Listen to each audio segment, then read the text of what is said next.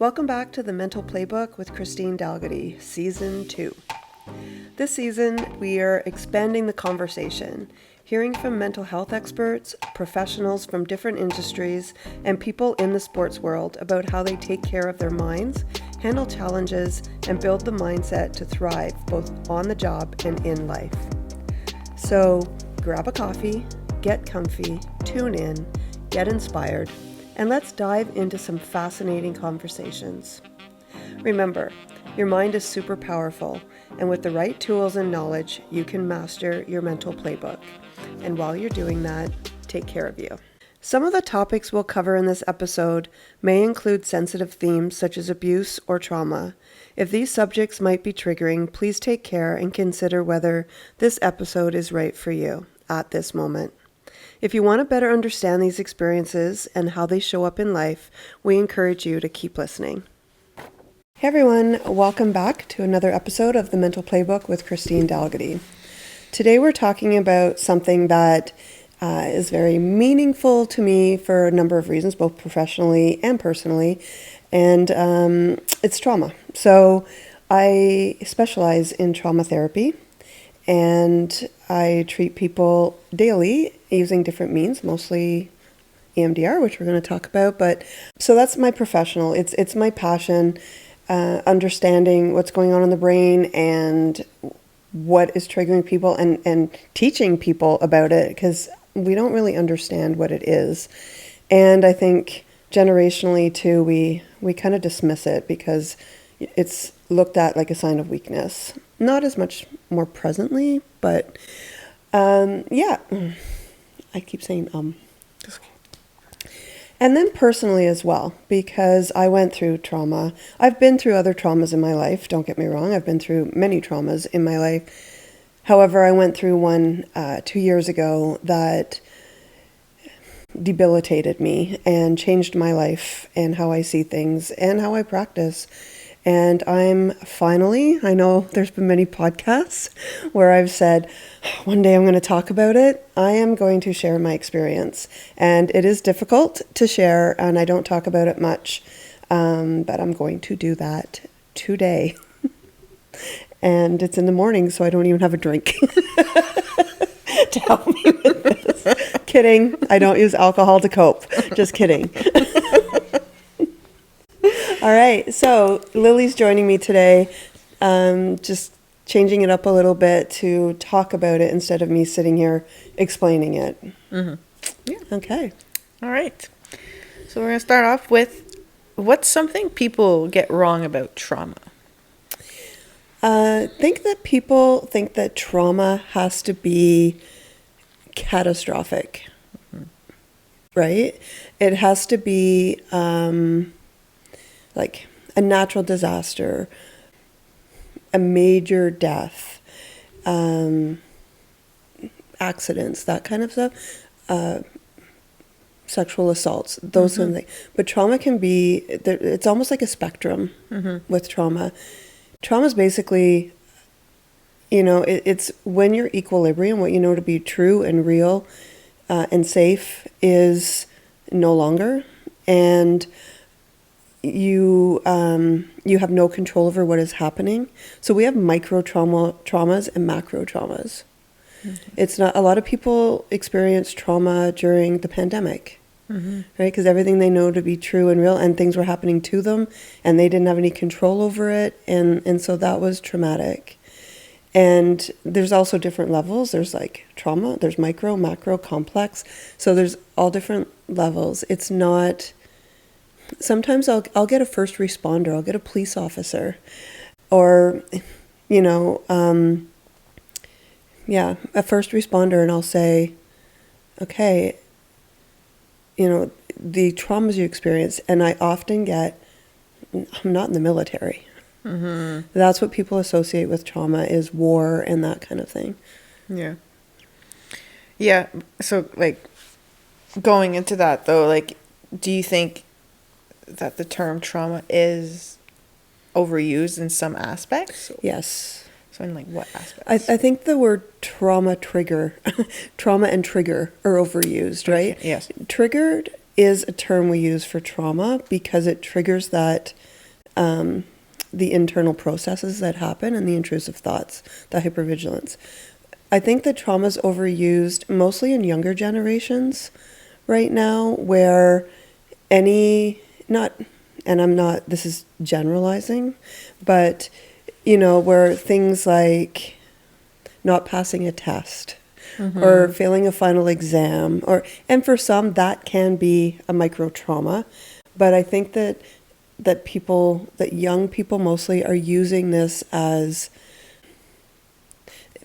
it's more anxiety than it is a trauma. Yeah. Right?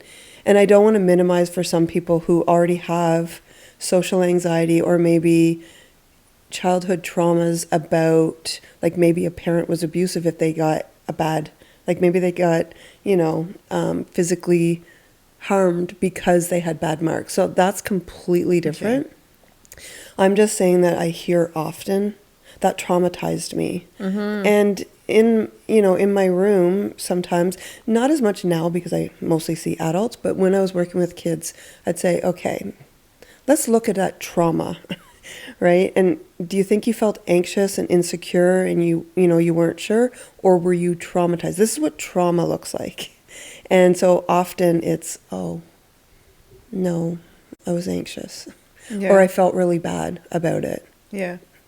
Yeah, because I feel like for it being overused, when somebody actually says it, you minimize it. You're like, oh, like, what do you mean trauma? Like, yeah, did you actually like something really bad happen that like you said, impacts inside you? Yeah, your nervous system, right? Yeah. Your sympathetic nervous system gets activated, and it also gets activated with anxiety. So that's where people get confused, right? But trauma, I think the best way I can explain it is like simple terms. If it's a trauma, it's going to knock you on your butt for a little bit, right? Where anxiety might make you stumble backwards. Okay. Does that make sense? Yeah. I mean, that's pretty simplified because mental health is pretty complex. Yes. But that's basically how to distinguish it too. Yeah. Okay. And it's funny you say that it's like in the youth, can be overused in a way, but then adults or older, it's underused, right? 100%. Yeah. And that's why I said generational, right? Depending on generation, because for a lot of older adults, and I mean older like sorry, but like 40 plus, it's been so minimized growing up, because like when I grew up, if something bad happened, it was like, well, life's hard, get over it. Right? Life's hard, toughen up. Yes, generational. So older generations minimize trauma, and they say, so one thing I hear a lot from older generations is, well, I went through a lot and I'm fine. But are you? Right? But also first responders. What I hear from first responders a lot, and I think we've talked about it before, is this is what I signed up for. That's interesting, yeah. Yeah. No, it's not trauma. This is what I signed up for. And to that, I often say, is it though? You knew you were going to see bad things. I mean, nobody signs up to be a police officer, a paramedic, a firefighter, doctor, nurse, where you're not going to see, or mental health professional. You know you're going to see some bad things. Yeah. You don't know exactly what you're going to see. No. Yeah, that's fair. Even if they show you the pictures and everything. It's like, absolutely. Like, will that actually happen to me, Absolutely. And multiple times a day without a break in between sometimes. And you're seeing people die, and you're seeing horrific things with children, and you're seeing, so there's no way that our brains aren't designed for that. So to say I signed up for that, you signed up to see traumatic things. Nobody can know exactly what you're going to see until you see it, and how that impacts your brain. Yeah, that's fair. What do they react well when you say that? They'll often go, it depends. It depends. My uncle said it to me. He was fire chief in Elmont for a long time, and we were really close. And I remember sitting in my dad's living room and he was talking about things. Now, he was a fire chief in Elmont where he grew up, and he would go to accidents and stuff of family members. Like when my son's father died in a car accident, he wasn't there, but the police called him to say, do you know this person? And so he had known him since he was a kid, right? Mm-hmm. And he was 44 when he died. And so he came to my house with the police to talk to Ryan and I to tell us that Terry died, right? So you don't sign up for that stuff. But he said, we're in the living room, and I can't remember what we were talking about. It was about traumas and stuff. And I loved him like he was the best. And I was very close to him and my father and everyone in the room. But I'm still just Christine in the family, and I'm not the mental health professional. So what do I know, right? And I said, yeah, but like, that's so horrible to see that. And he goes, oh, honey, it's what I signed up for. And then I said to him, but did you sign up for that? Like seeing friends die or seeing kids of friends or, you know, all that stuff. Did you sign up for that? And he just looks at me and he goes, yep. And I was like, all right. No, you didn't. But yeah, like you probably saved up to save people. Exactly. So excellent point, right? That's usually why people become first responders.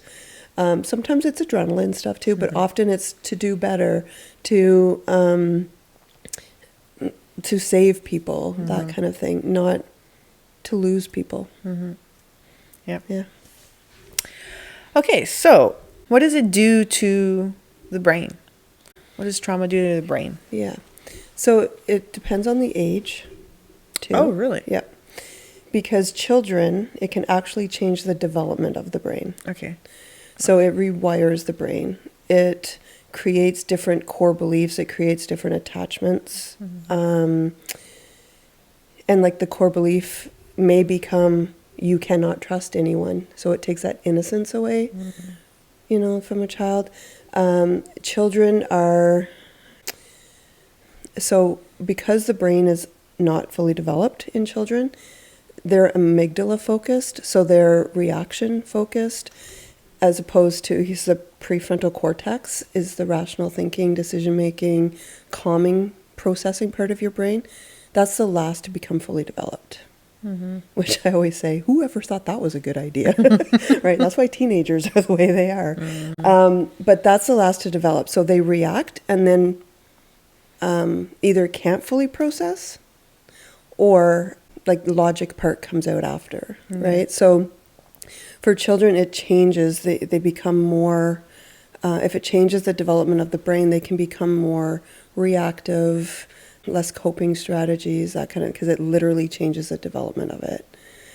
With adults, it's still, trauma rewires your brain no matter what. Yeah. But depending on different factors, like how, like the aftercare, if you've had previous traumas, the duration, or not the impact, but like the severity of the trauma and the duration, how old you were, like I said, it can change different ways. So it can become, you can get PTSD. Not everybody who experiences trauma gets PTSD. That's another myth. So either way, it rewires the brain. Children, do you want me to tell you symptoms with children or? Okay. So with children, you may see they become very like emotional outbursts. Children can't articulate. They can't say, wow, I'm not processing this trauma very well. Or that was a trauma and now I'm, you know, overacting. It comes out in behavior. They just say, my body feels really unsafe right now. And so with children, there's like emotional outbursts like temper tantrums and meltdowns, aggression. There's also regression in behavior. So you'll often see bedwetting, if like depending on age, right? Bedwetting, incontinence during the day, bowel movements. A lot of times with sexual assault that happens, sexual abuse. Like when I say bowel movements, I mean incontinence. Like you may see like the whiny child, like behavior, or baby talk, clinginess, that kind of thing. Concentration decreases, so it impacts their brain in a way that it looks like ADHD. Concentration and focus becomes impaired. Sleep, they have nightmares, or they can't sleep. They're more fearful. Their separation anxiety, they don't want to be alone. There's more, but I just can't think of them right now. So there's these different things that happen. With children, it comes out in behavior. That's one thing to keep in mind, right? So if your child has been through a trauma, really watch for a change in what's normal behavior in that child. Some of them are very clear, like all of a sudden if a 6-year-old's talking like a baby, or an 8-year-old is incontinent and that kind of stuff, well, that's pretty clear. But stomach aches, headaches, so it can be more like physical symptoms. So anything it can be a subtle change though, right? Like you may have a child who wants to be involved in everything and all of a sudden they just want to sit in their room and read, or, watch for those kinds of things. With adults, it's more that hypervigilance to safety, avoiding things, like avoiding people or places or conversations that might make you think of it. There's intrusive thoughts that happen, or images that happen. The hyperarousals, big memory issues can occur. Emotional, like for adults, it's more anger and irritability that come out. There's isolation, a loss of interest in things can happen. And these are all, like, not every person goes through every one of these. Yeah. Right? And they can happen at different times. Okay. There is, the hypervigilance is huge, and the avoidance is huge in traumas.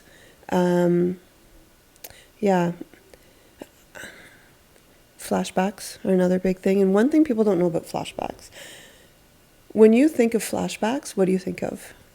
I always ask my clients this. You're like, no, I'm supposed to be asking the questions. I just think of like a memory of something that happened. Okay. And it is that, but there's more to it, right? And the movies and media show us like military guys and a car backfires and they're like in full, right? Yeah. And that can be part of it. Our brains take in all of our all information from the minute we were born, come in through our 5 senses, right? So, like what we see, what we feel, what we hear, what we smell, what we taste, and feel, touch, not. So that's how we get information. So there could be a smell from a trauma that happens that you didn't even know about, and all of a sudden you smell it and you get this that comes up. That's a flashback. Oh, so you don't, not necessarily just a memory. Not necessarily visual. Yeah. Visual, yeah. Yeah. Damn. Yeah, so it can be that. And some people say it's like these thoughts come in like a movie, but it can be something. It might not be a smell even. It could be if somebody has caused you a lot of distress or something, or just, not always trauma related, but like if somebody's caused a lot of distress and it's not a trauma, it could just be your equilibrium's been, and then all of a sudden they walk in a room and you get that in your stomach. That's like a type of flashback because it's a reaction to what was happening. Okay. Look at that. Yeah, learning something. Yeah. No. For the kids, a lot of the symptoms you said, I feel like sometimes can just be kids that could just be kids sometimes. For sure. Like they go through phases, let's say. Yep. What would be like how, like telling like if somebody's listening and they're like, oh my God, my kid is going through this, all of this, like did trauma happen to him? So how do you differentiate? Yeah. So it's usually major changes in typical behaviors, right? But also, we don't always know what our kids are going through at school. Exactly. And that kind of thing. And it's not always told to us, especially if it's on the playground and a teacher doesn't see it. I've had clients who, now in their 20s, but were sexually assaulted on the school bus by other students. And mom had no idea what was going on. How come all of a sudden they didn't want to go to school anymore? They cried if they had to go on the bus. One of my clients was in grade 1 when it started, or senior kindergarten, right? And right to grade 4. And like at swimming in the bathroom, in the change room, stuff. They didn't tell their parents until grade 4. And so if you see those major, all of a sudden your kid doesn't want to go on the bus, and it's not like, sometimes kids just don't want to go on the bus, right? It's like a persistent, big response to it. Or, yeah, sometimes kids have regressions and they might become incontinent.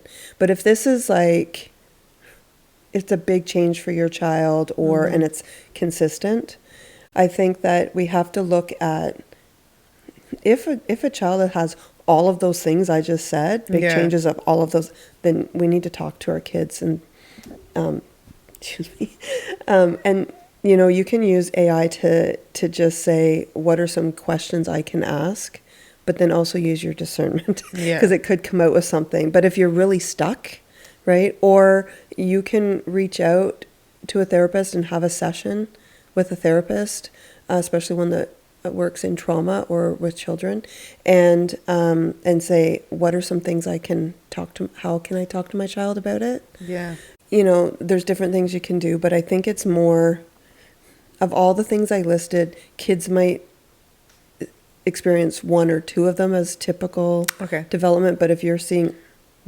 many of those, because I mean, how many kids have poor concentration and attention and focus, right? Especially if they have ADHD. But if they're doing that and they're waking up in the middle of the night with nightmares, or they're afraid to go to bed, or like consistently and often it's a big reaction, right? It's not, no, I don't want to go to bed. It's like temper tantrum consistently with the other behaviors.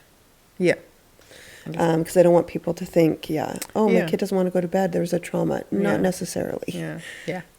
I think it's a lot about, if they're saying, no, my tummy hurts, my head hurts, and they're having meltdowns all the time, and they don't want to leave your side, and something's going on. And to a child brain, it may not be a major trauma.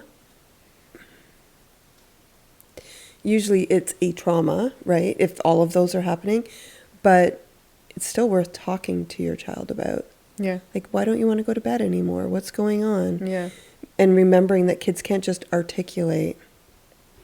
That's hard. Sometimes it's what they're watching. YouTube, TV. Like, that can cause?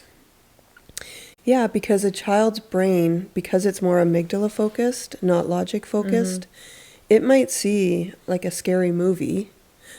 Have you ever seen little kids? Like my granddaughter did it. It was a cartoon. And she's like, this is when she was younger. She's like, "My don't like that. That's scary. My don't like," and it's a cartoon, right? But to a child's brain.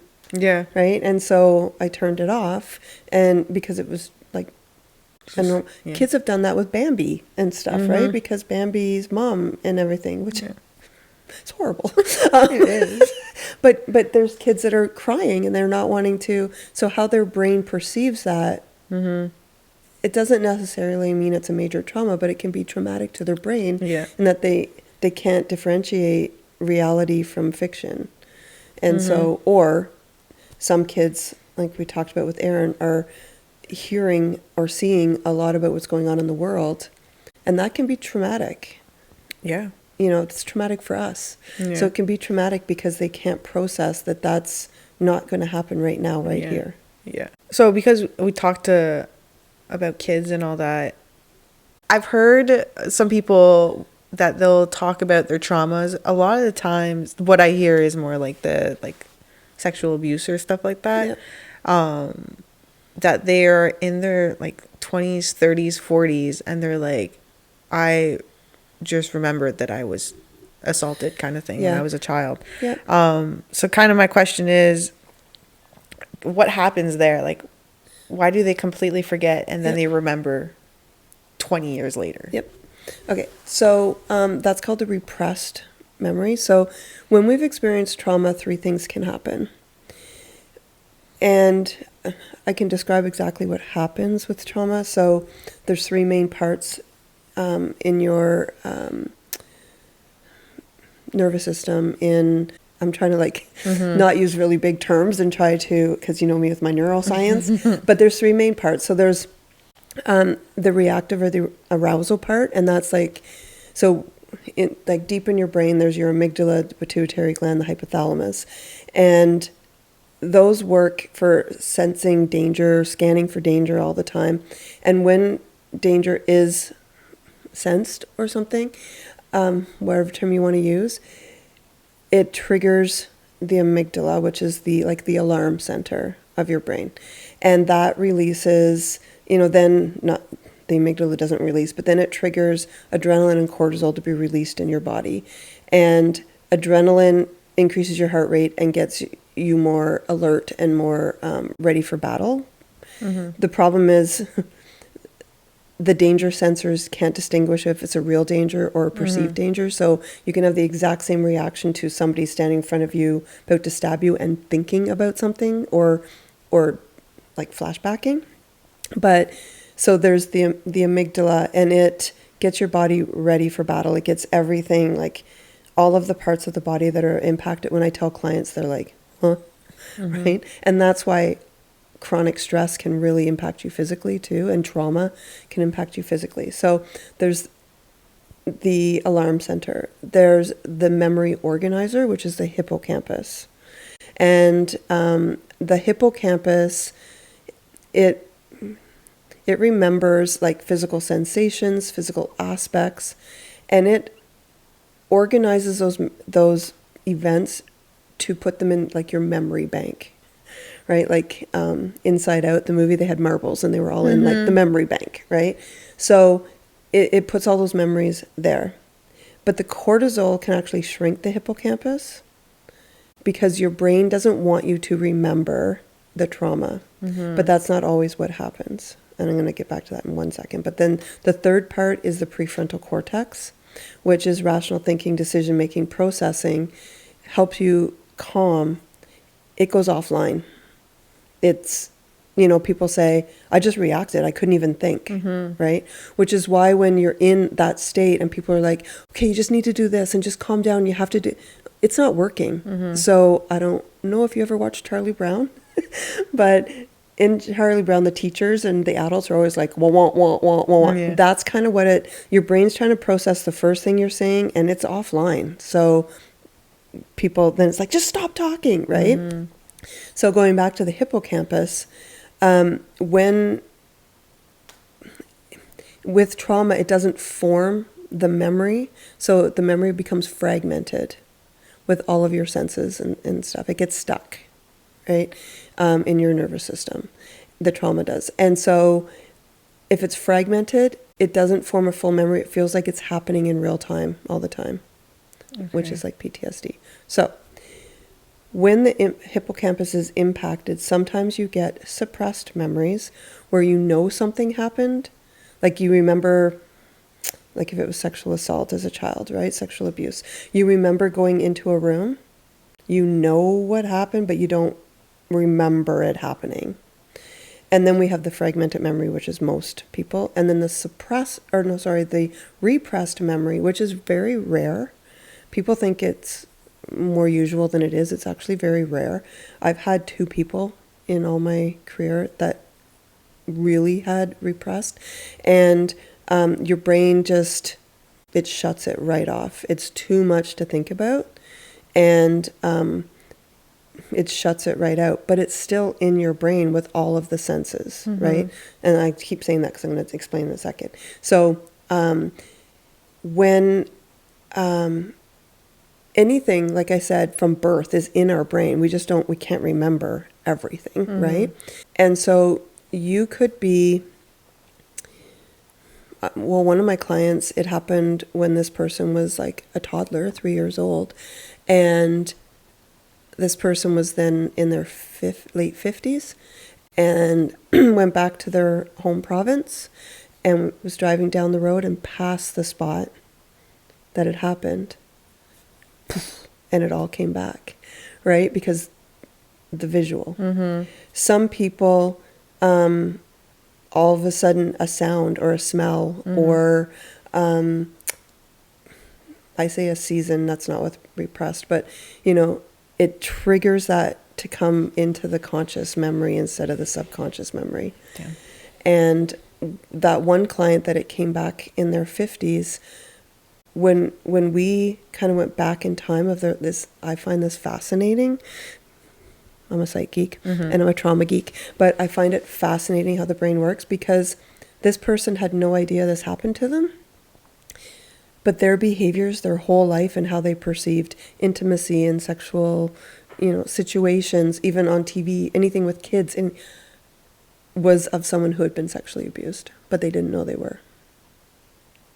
Damn. Like feeling panic attack when being intimate, seeing something on TV with children and being hurt, or anything like a news story or something, and going into full on panic attack and like sobbing meltdown mode and not knowing why.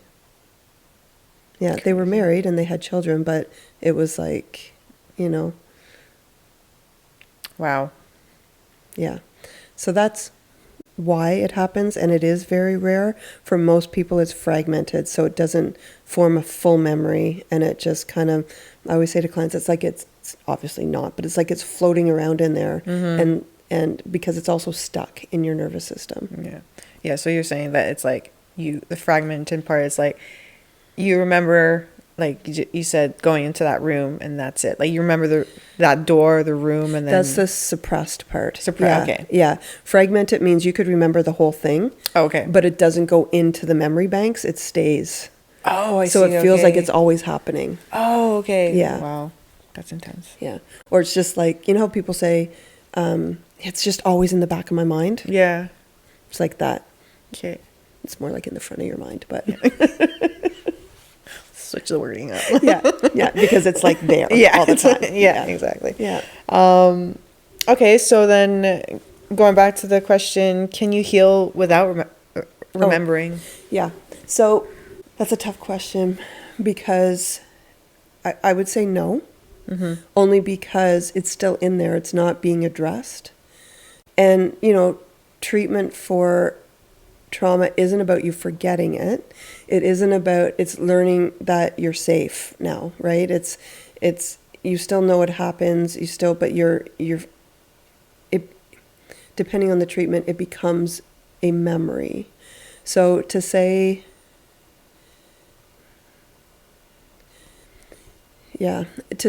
like I want to say, I mean, if you don't know, you don't know, and so you go about your life. But then I think of the two clients I had that had repressed memories, and it impacted right? So even though they didn't know, it still impacted them.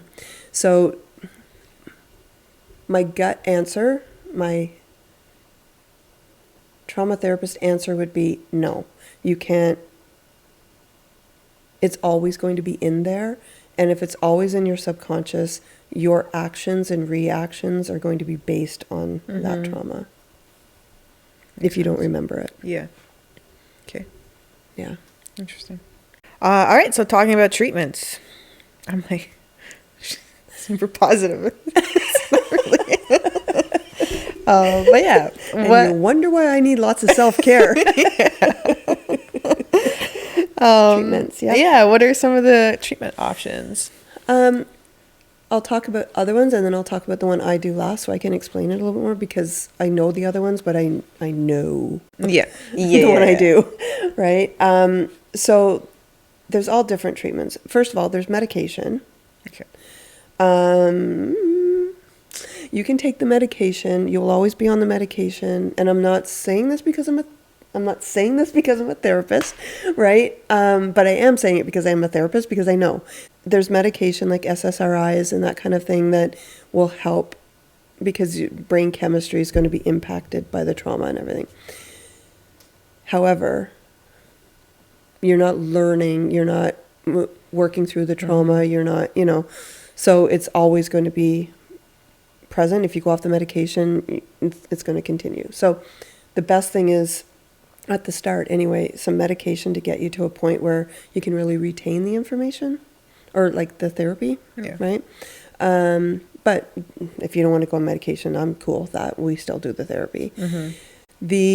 So there's also like somatic work, because trauma is very physical too. And so somatic work, like breath work, grounding, mindful type things, like being really in tune with your body and the different sensations. Because I said the hippocampus remembers physical sensations and physical aspects of events. And I always get clients, I don't do somatic.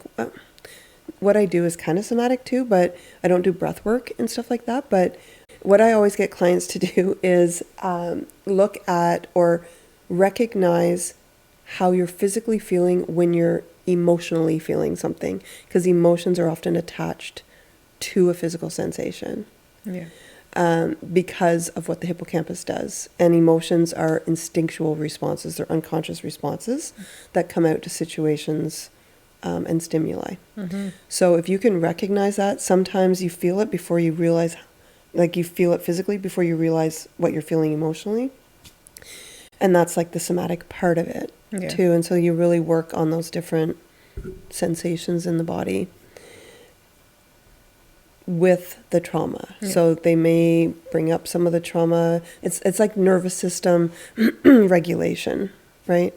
There's parts work, so like internal family systems type thing, where you look at different parts of the person. So there's the protective parts, like the avoidance, those type parts, and then there's the wounded parts, so the pain, those type things that happen, and you work on different parts.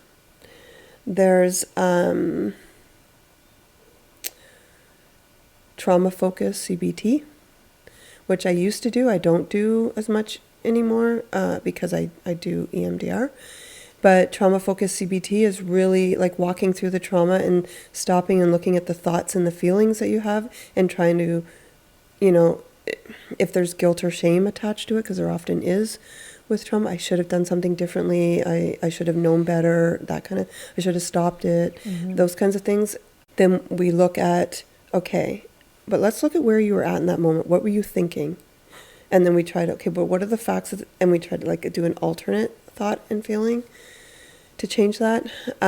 There's prolonged exposure therapy, where it can look differently. Exposure therapy is part of CBT, where we get to a certain point and then we expose the person to it gradually with the plan. We don't just like, here you go, right? And so we do that. But then prolonged exposure too is having them bring up the memories and everything and sit with it and process it. Because with trauma, especially PTSD, we avoid anything with the trauma. We bring it up and you sit there, and then we process it and we talk through it. Talk therapy doesn't usually work for trauma as well, because like traditional talk therapy is just, you know, open-ended questions and talking through it. But the others, you know, are based on changing perceptions, really being in tune with your body and that kind of thing. I did CBT trauma focused before, and I had one client, and it is difficult. You have to walk through the trauma and stop. Okay, what are you thinking right now? And what are you feeling? And so you're in the trauma, right? And at the end of it, and he looked at me and he's like, I hate you. I was like, no, you don't. You hate this. You don't hate me. And he started laughing. And I emailed him later just to check on him, because he was drained. And he said he slept for 4 hours after it when he came home. So, yeah. And the one I do that is so amazing and fabulous is EMDR, eye movement desensitization and reprocessing. So to explain it a little bit, you want me to explain it? Yeah. Like I said, when we experience a trauma, it gets stuck in our nervous system. Not all, but most get stuck in your nervous system with all of the senses that I had said. And so it gets stuck there with all of the senses, the thoughts, the feelings, the images, and the fantasy part of it. And the fantasy part is, you know, if you've experienced a trauma and you're like, did that happen, that part, or did I make that up?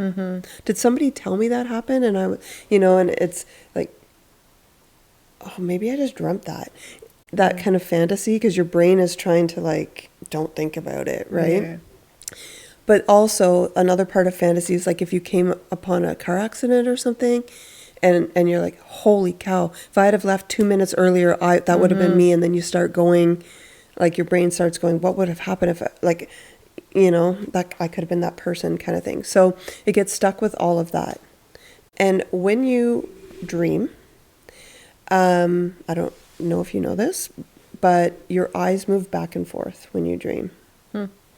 And our dreams are our brain's way of processing and reprocessing, or processing subconscious, unconscious memories or events. And so it'll bring, because your brain, like you could be walking past the TV, not even paying attention, and something's on it, your brain is storing that. And so dreams are like symbolism, and often they'll use people close to you as the main characters, even though they weren't really involved in it, to, you know. And that's why sometimes you wake up and you're like, what was that? Right? You're dreaming about something and all of a sudden SpongeBob walks by because he was on the TV, you know. But your eyes are moving back and forth to form these memories. And sometimes it can be like, I often dream, I dreamt last night about my mom and dad, right? That they just came for a visit. Or sometimes I'll dream about somebody, and like we're driving in a car, a certain person, and I'm in the back seat and I'm trying to like put my arms around them. And then the next dream I have about them, I'm like, you know, it's something similar that I'm like, no, come here. And they won't. And I know with that person, I always felt like I wasn't good enough, or I didn't belong. And I was always trying to, right? And so that's my brain trying to process. I always felt behind them and I was trying to hold on, right? That I wasn't an equal, that I wasn't.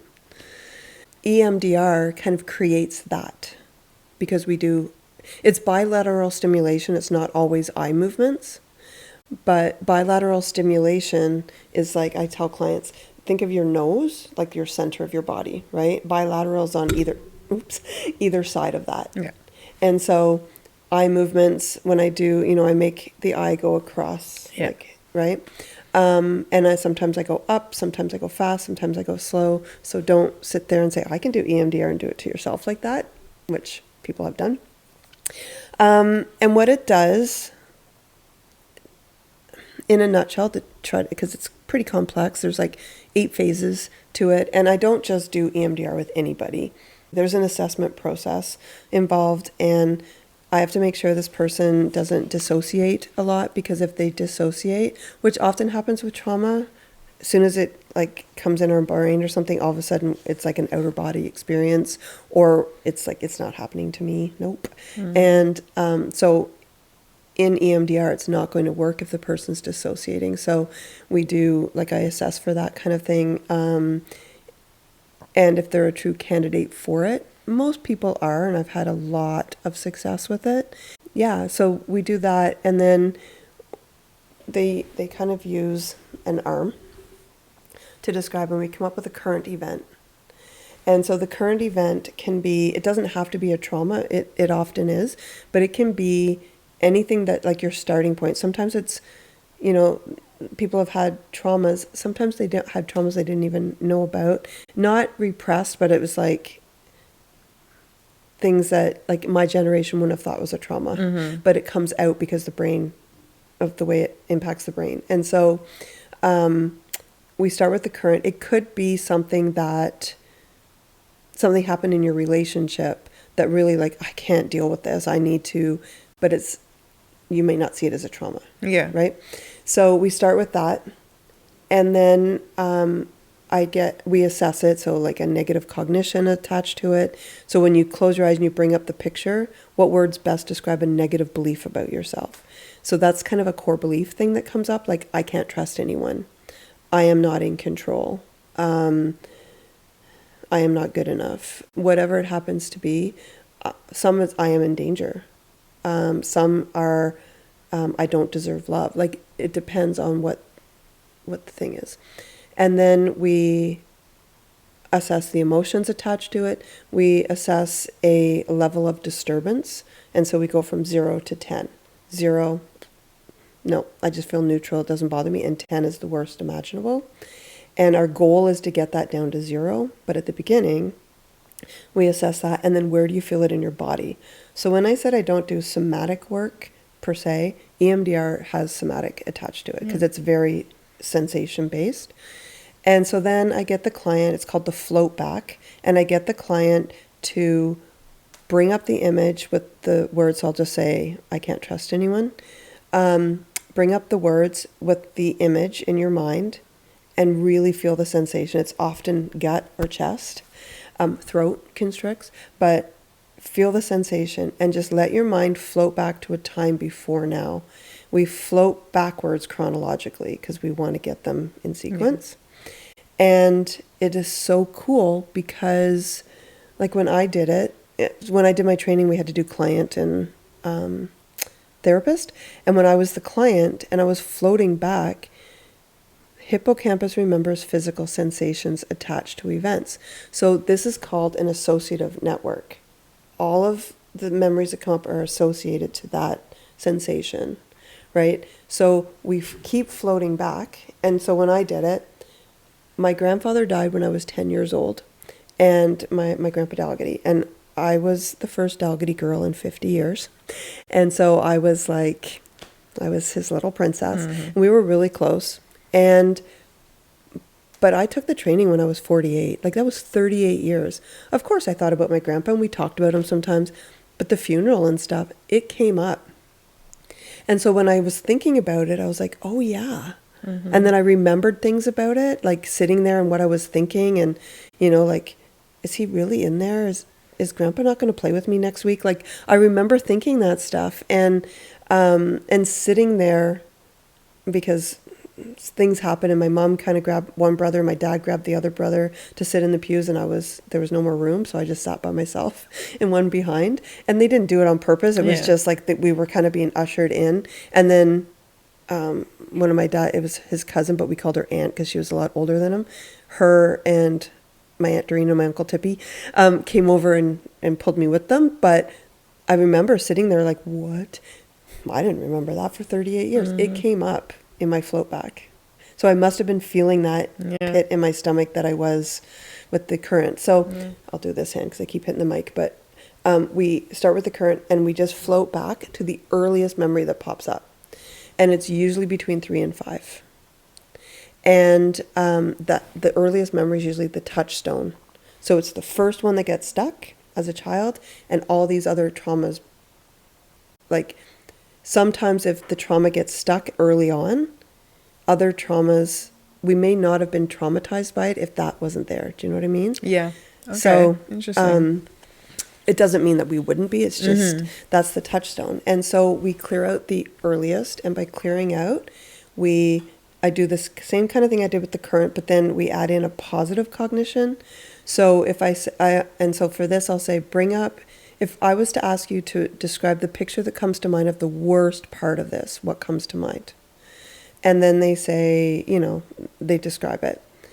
And then I'll say, what words best describe a negative belief? I can't trust anyone. Okay, what would you like to believe about that?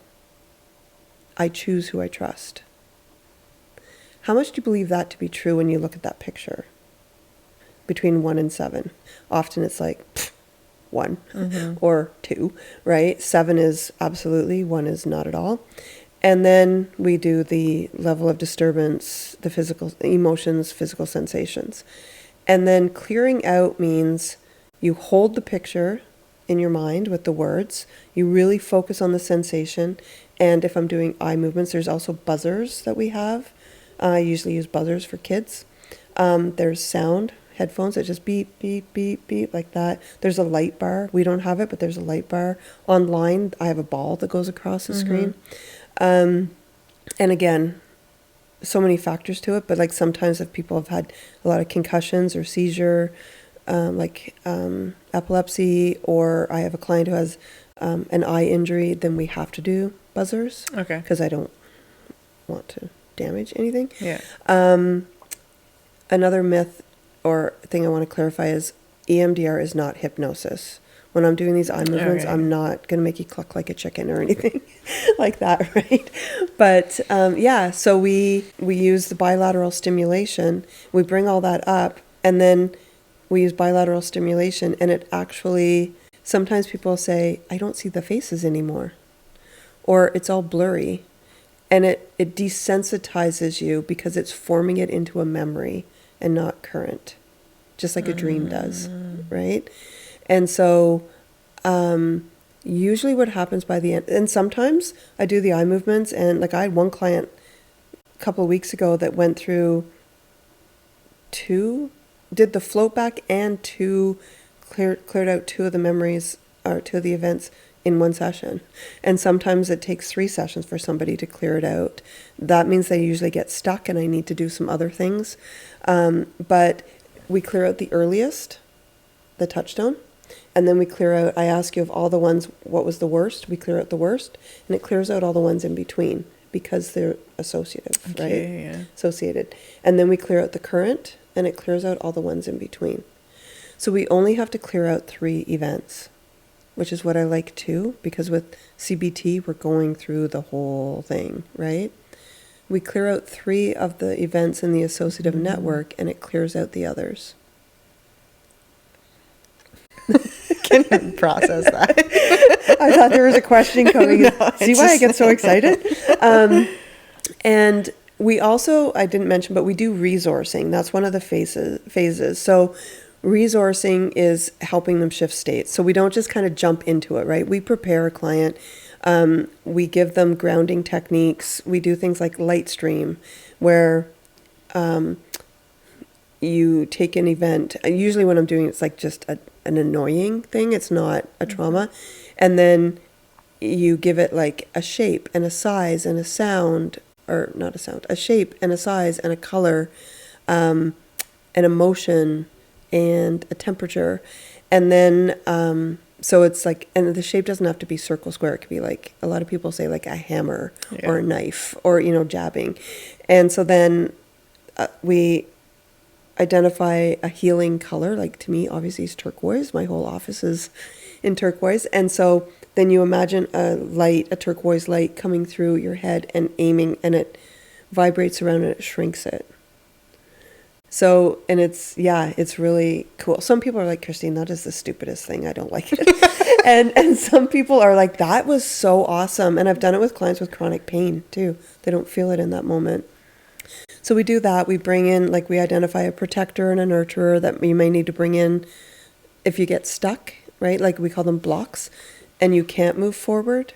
We bring those in to help you, like mentally, we don't bring them in the room. No, because it could be Superman, right? It could be a fictional or a real person.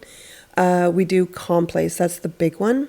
And calm place, we identify a calm, safe place. And it needs to be, we try not to do something from childhood, because so many times people will say something like, oh, the cottage, and the water and everything. And then when I get them to bring it up, okay, what are you noticing now? They're crying. They're like, I was always at the cottage with my grandpa and he died last year. Okay, that's not a calm, safe place, right? But we automatically think those things, right? And so we do calm, safe place, and we actually use some eye movements, bilateral stimulation, to install that place, and then we come up with a word. So like, let's say it's peace, right? So then we use eye movements to install peace with the place. And then all you have to do is close your eyes and say peace. And you feel that calmness come over you. And so we use calm place. I get clients to use it in between sessions if they're feeling anxious. If we're doing float back or something and I see them, like I can see. People don't know what I see, and I know when a trauma response is coming up. I can see it, and so if I see it or they say just a second, then we go to the calm place and then we regroup and come back to it. Okay. And at the end of the session, if it's incomplete, which means we didn't clear it out in the time allotted, then we do calm place to try to clear your mind. But the thing with EMDR too is that your brain continues to reprocess in between sessions. So somebody may have left off at a level 4 or 5 of disturbance. And when they come back, I'll say, okay, bring up the image. And what do you notice now when you bring up the image? They'll say, nothing. So it went to a 0. Damn. Right? It's, a lot of times people say it's, and I did too, it's like, oh yeah, that happened. So it's a memory then. It doesn't mean you forget. It's not about forgetting the event happened. It's about being, because trauma is your brain's way of protecting, trauma response and stuff is survival. Yeah. The way your brain and body react to trauma is surviving it. And so it's just, it happened, but it's almost like it's a memory. It happened, but it's not, doesn't feel like it's happening all the time now. Yeah. There's also different ways to do EMDR. Like some people, if it's like a big trauma, like I have some clients who experienced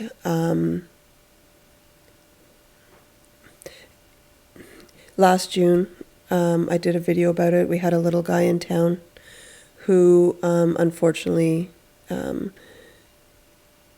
passed away after on his way home from school in front of a whole, like, children, teachers, parents.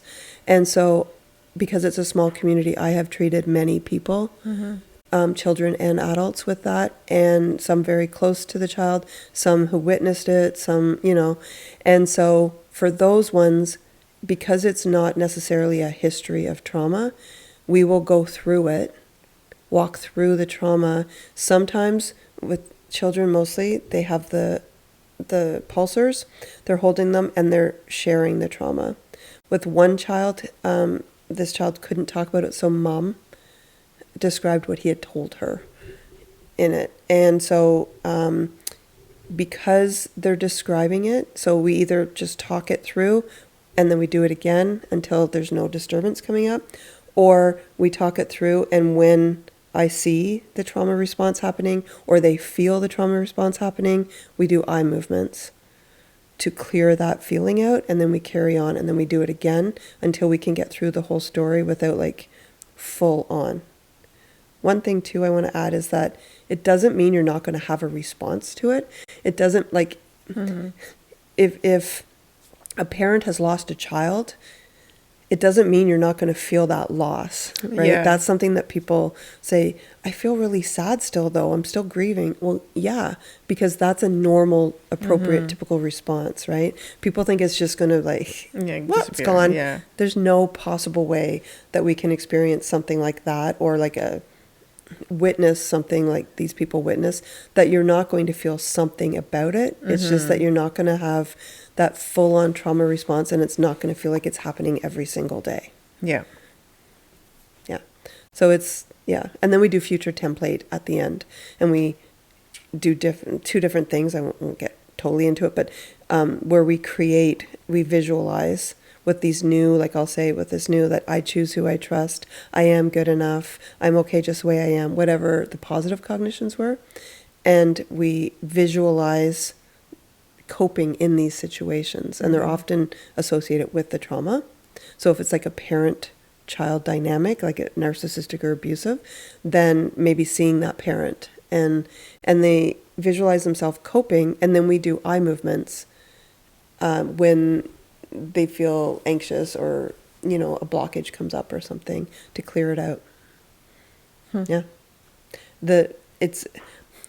I had one of my clients, actually it was the one who had the repressed memory, came back second session and said, this client was now in their 70s, but came back and said, whatever that voodoo was that you did, that was amazing.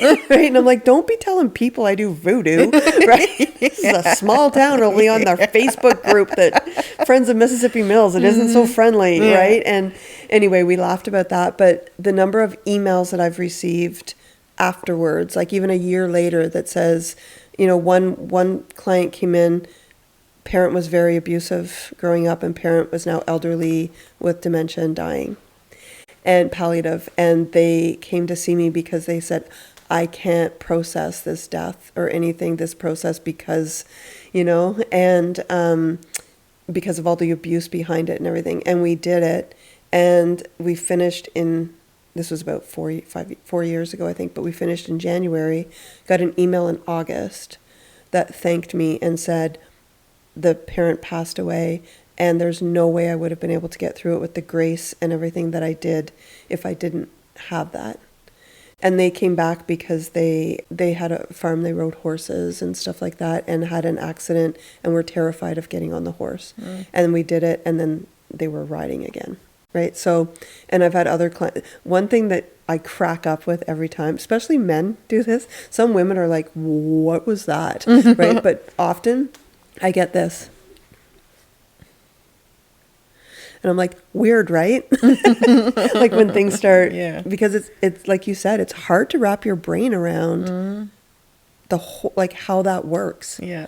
You know, and one client had this, like, when he closed his eyes, he was like, right? And then 3 sets of eye movements. And then he's like, what just happened? It's not vivid. It's not like I can look at it now and I don't feel any. I see. Okay. So you're trying to, when this happens, is you're bringing up the memory, but the goal is to make it blurry, to desensitize you to it's disengaging the emotional attachment to it. Okay. It's making it a memory instead of when you think about stuff that happened to you as a kid, like not horrific things, but if you think about being in kindergarten and girls not talking to you, or in elementary school and girls not talking to you, you can think about that and go, well, that sucked, right? And not feel like nobody likes me and stuff.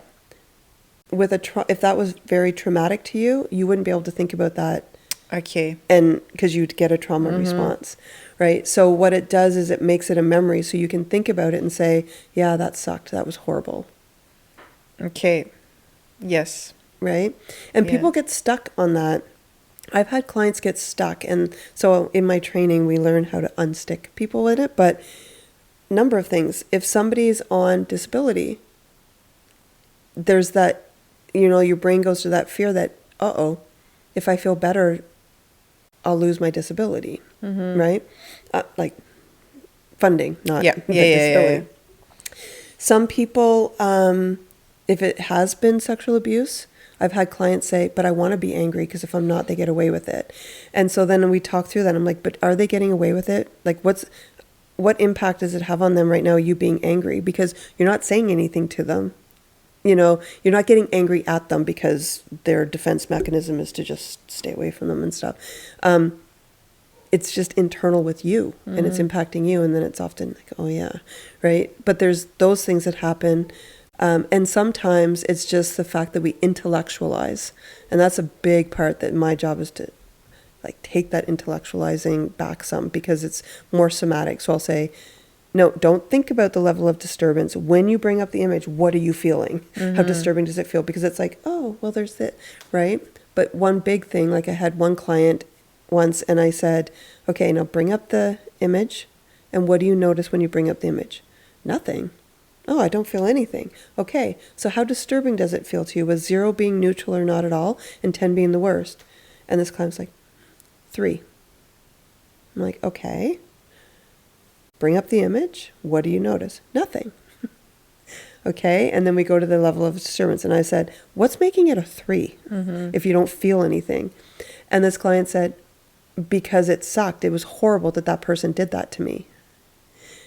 Yep, it was. And that's why it's a trauma. And that's why it came up. But we want to, if you're not feeling any, we don't want to create that, right? We know that it was horrible and it sucked. That's why it came up. But how do you feel? And then it's like, oh, 0. I don't. Yeah. Okay. We still know it was horrible. Okay, yeah. There's memories in our past that we know, like losing people in my life, grandparents and stuff. I know that sucked. I know that was bad, but I don't have a trauma response to it. Yeah. Right? Yeah, that makes sense. Yeah.